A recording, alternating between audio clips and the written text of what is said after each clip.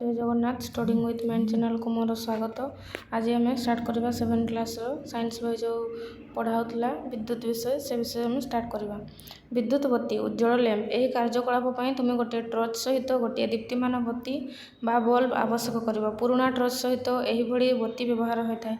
तुम्हें शिक्षकों सहायतार तुम निश्चित हम जे से टर्च यही प्रकार से बल्ब व्यवहार होती ना नहीं।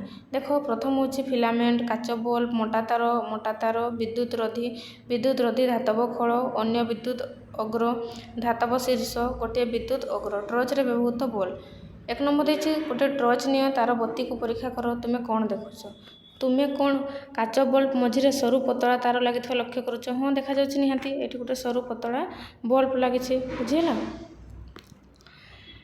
वर्तमान टर्च को जला बल्ब क्यों अंश जलुची और बल्ब मझे पतलार तार दीप्तिमान हो आलोक प्रदान करुच्ची। यही सब तार बल्ब फिलामेंट कहुए सब कौन कहुए ना फिलामेंट। बल्बटी को नहीं तुम्हें शिक्षकों सहायतार निरीक्षण कर जे फिलामेंट बल्ब किपरि जलुची। फिलामेंट दुईटी मोटा तार सहित संयुक्त करा जायछि। गोटे मोटा तार बल्ब कड़े थिबा धातव खोल सहित अन्यटी तल केन्द्र धातव शीर्ष सह संयुक्त होती। बत्ती सह संयुक्त ये दुईटी तार एपरी रखा जेपरी परस्पर को आदौ स्पर्श करेंगे ना। बल्ब फिलामेंट ही उत्तप्त होगा सह दीप्तिमान हो आलोक सृष्टि करे। तो देख किंतु मोर टर्च रे अलग प्रकार लैंप अच्छी देखा वास्तविक यह टर्च व्यवहार करहब ना नहीं दृढ़ भाव संयुक्त करवा। देखा एलईडी बल्ब परीक्षा पड़ब देख light emitting diode full form पड़ब लाइट एमिटिंग डायोड। आजिकल व्यवहृत होता अधिकांश टर्च लाइट रे अन्य उपकरण ताप दीप्ति बल्ब बदल में आलोक निर्गतकारी डायोड बा लैंप व्यवहृत होची जहाँ चित्र 3.5 रे देखा जायछि। देखो 3.5 रे आलोक निर्गतकारी डायोड लैंप तापरे आस परीक्षा पर्यवेक्षण करवा माने देखा कौन कौन दिखाई एलईडी बल्ब बुझेगा।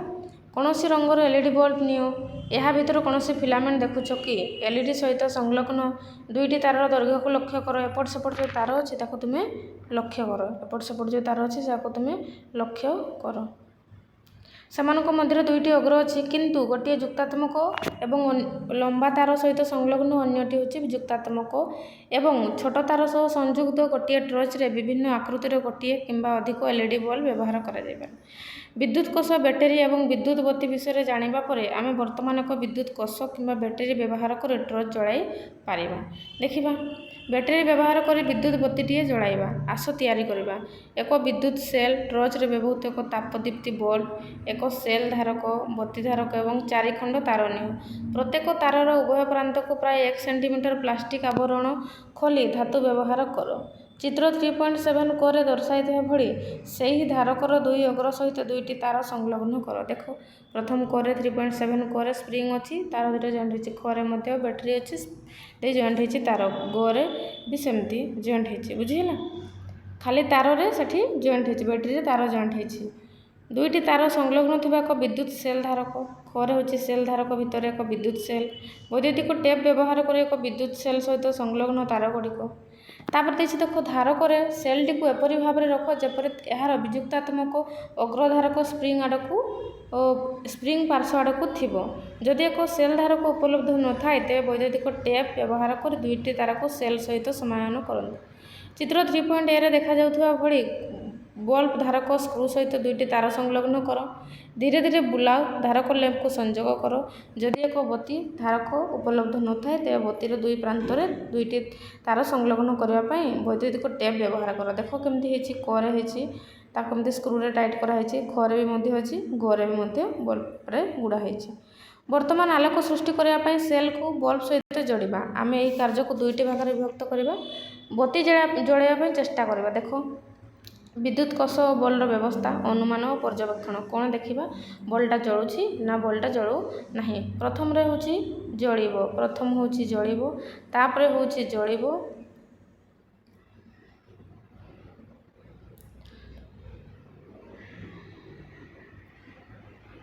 तीन नंबर होची जलिबो नाही 3 नंबर होची जलिबो फास्ट होची 1 नंबर रे जलिबो 2 नंबर रे जलिबो 3 नंबर रे जलिबो नाही।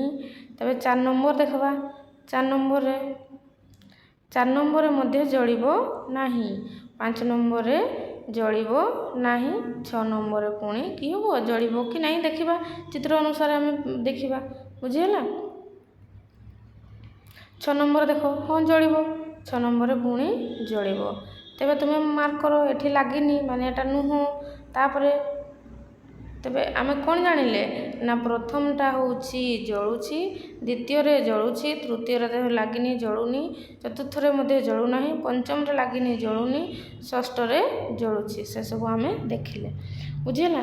ତାପରେ ଦେଖିବା ସାରଣୀ 3.1 କ୍ରମିକ ନମ୍ବର 1 ଓ 6 ବ୍ୟବସ୍ଥାରେ ବଲ୍ ଜଳିବ ଓ ଅନ୍ୟ ସବୁ ବ୍ୟବସ୍ଥାରେ ଜଳିବ ନାହିଁ। ଯେଉଁଠି ବଲ୍ ଜଳିପାରିବ ସେହିସବୁ ବ୍ୟବସ୍ଥାକୁ ଯତ୍ନର ସହିତ ଦେଖ। ତେବେ ସେ କହିଛି 1 ନମ୍ବର ଆଉ 6 ନମ୍ବର ହେଉଛି ଜଳିବ ଓ ଜଳୁନଥିବା ବ୍ୟବସ୍ଥା ସହିତ ତୁଳନା କର କାହିଁକି ଜଳୁ ନାହିଁ। ଦେଖର ଛୁଆମାନେ ଏଠି ସବୁ ଲାଗିକି ରହିଛି, କିନ୍ତୁ ଏଠି ଫାଙ୍କା ଫାଙ୍କା, ଏ ଫାଙ୍କା ଅଛି, ଏ ଫାଙ୍କା ଅଛି, ଏଠି ଫାଙ୍କା ଦେଇଛି ରେ 2 ନମ୍ବରରେ ଫାଙ୍କା ଦେଇଛି। ଦେଖର ଛୁଆମାନେ 2 ନମ୍ବର ଫାଙ୍କା। ତେବେ 1 ନମ୍ବର ହିଁ ମାନେ ପୁରା ରାଉଣ୍ଡ ହେଇକି ରହିଛି, ଆଉ 6 ନମ୍ବର ହିଁ ରହିଛି ବିଦ୍ୟୁତ ପରିପଥ ବନ୍ଦ ହେଇକି। ସେଥିପାଇଁ 1 ନମ୍ବର ଆଉ 6 ନମ୍ବର ହେଉଛି ଜଳିବ। ଗୋଟିଏ ବିଦ୍ୟୁତ ପରିପଥ ଦେଖିବା। ଚିତ୍ର 3.9ରେ ଦେଖାଯାଉଥିବା ପରି ବତୀ ଓ ବଲ୍ବର ଅଗ୍ର ଦୁଇ ଯଥାକ୍ରମେ ସେଲ୍ର 2 ଅଗ୍ର ସହ ସଂଯୁକ୍ତ ଭାବରେ ସଂଯୁକ୍ତ ହେଲେ ବଲ୍ ଜଳିଥାଏ। ଦେଖ ଇଏ କେମିତି ଏଠି ମାଇନାସ୍ ନେଇକି ଏଠି ଜଏଣ୍ଟ ହେଇଛି, ପ୍ଲସ୍ ନେଇକି ଏଠି ଜଏଣ୍ଟ ହେଇଛି, ତେବେ ସେ ଜଳିଲା। ଯଦି ମଝିରେ ଏଠି ଫାଙ୍କା ହେଇଥାନ୍ତା ତେବେ ସେ ଜଳିବ ନାହିଁ। ଯଦି ମଝିରେ ସେ ଫାଙ୍କା ହେଇଥାନ୍ତା ତେବେ ସେ ଜଳି ନଥାନ୍ତା। ଏହି ବ୍ୟବସ୍ଥା ଏକ ବିଦ୍ୟୁତ ପରିପଥ ସୃଷ୍ଟି କରେ, ଯାହା ବଲ୍ବ ମଧ୍ୟ ଦେଇ ବିଦ୍ୟୁତ ସ୍ରୋତ ପ୍ରବାହ ନିମିତ୍ତ ପଥ ସମ୍ପୂର୍ଣ୍ଣ କରେ। କେବଳ ବିଦ୍ୟୁତ ସ୍ରୋତ ବିଦ୍ୟୁତ ପରିପଥରେ ପ୍ରବାହିତ ହେଲେ ହିଁ ବଲ୍ ଜଳେ। ଯଦି ସେ ବିଦ୍ୟୁତ ସ୍ରୋତଟା ପରିପଥରେ ପ୍ରବାହିତ ହେବ ବା ବିଦ୍ୟୁତ ଚାର୍ଜଟା ଯିବ ତେବେ ସେ ଜଳିଥାଏ।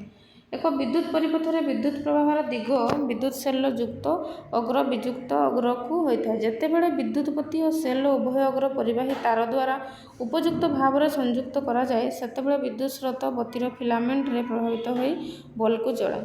ଗୋଟିଏ ତାପଦୀପ୍ତି ବତୀର କେଉଁ ଅଗ୍ରରେ ବ୍ୟାଟେରୀ ଯୁକ୍ତ ବା ବିଯୁକ୍ତ ସହ ସଂଯୁକ୍ତ ହୋଇଛି ତାହା ଗୁରୁତ୍ୱ ନୁହେଁ। ବିଦ୍ୟୁତ ସ୍ରୋତ ପରିପଥ ମଧ୍ୟ ଦେଇ ଫିଲାମେଣ୍ଟରେ ପ୍ରବାହିତ ହେବା ପର୍ଯ୍ୟନ୍ତ ବଲ୍ବ ଜଳୁଥିବ। କେତେ ପର୍ଯ୍ୟନ୍ତ ଜଳୁଥିବ ନା ଯେତେ ପର୍ଯ୍ୟନ୍ତ ସେ ବିଦ୍ୟୁତ ଚାର୍ଜଟା ଫ୍ଲୋ ହେଉଥିବ।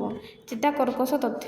ବେଳେବେଳେ ତାପଦୀପ୍ତି ବତୀ ସେଲ୍ ସଂଯୁକ୍ତ ହେଲା ପରେ ମଧ୍ୟ ବଲ୍ ଜଳେ ନାହିଁ। ସେତେବେଳେ ଆମେ କହୁ ବଲ୍ବଟି ଫ୍ୟୁଜ୍ ହୋଇଯାଇଛି, କାରଣ ସେତେବେଳେ ଫିଲାମେଣ୍ଟଟି ଛିଡ଼ି ଯାଇଥାଏ। ସେ ବଲ୍ବ ମଧ୍ୟରେ ଯେଉଁ ଫିଲାମେଣ୍ଟ ଅଛି ସେ ଫିଲାମେଣ୍ଟଟି ଛିଡ଼ି ଯାଇଥାଏ। ଛିଡ଼ା ଫିଲାମେଣ୍ଟ ବିଦ୍ୟୁତ ପ୍ରବାହକୁ ବନ୍ଦ କରିଦିଏ। ଫିଲାମେଣ୍ଟ ଯଦି ଛିଡ଼ି ଯାଇଛି ତେବେ ସେ ବିଦ୍ୟୁତ ଆଉ ଯାଇପାରେ ନାହିଁ, ତେଣୁ ବତୀଟି ଜଳିପାରେ ନାହିଁ। ତେବେ ଆମେ ଦେଖିବା ବର୍ତ୍ତମାନ ଏଲ୍ଇଡି ଜଳାଇବାକୁ ଚେଷ୍ଟା କରିବା। ତେବେ ନେକ୍ସଟ କ୍ଲାସ୍ରେ ଆମେ ସବୁ ଦେଖିବା ଏଲ୍ଇଡି କେମିତି ଜଳାଇବାକୁ ଚେଷ୍ଟା କରିବା। Thank you. ଭଲ ଲାଗିଲେ ଲାଇକ୍ କରିବ, ସେୟାର କରିବ, କମେଣ୍ଟ କରିବ।